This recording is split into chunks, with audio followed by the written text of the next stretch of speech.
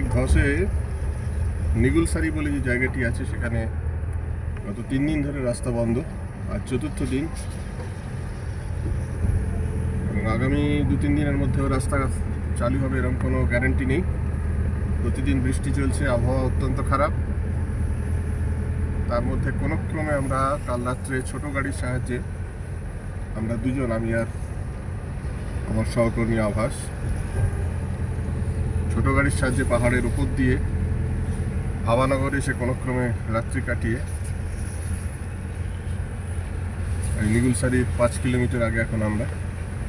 নিগুলসারির যে ধস, সেই ধস এই মুহূর্তে ঠিক হওয়ার কোনো সম্ভাবনা দেখছি না। অথচ আমাদের পরের ট্রেন লাদাখের আজ ফ্লাইটে এসে জয়েন করবেন চণ্ডীগড়ে। একটা শেষ চেষ্টা করছি আমরা দুজন কোনো ক্রমে বাঁদিকের পাহাড়ের উপর দিয়ে ছোটো গাড়ি করে ভাবানগর এসে, কারণ ভাবানগরের 12 কিলোমিটার আগে থেকেই রাস্তা আটকে দেওয়া হচ্ছে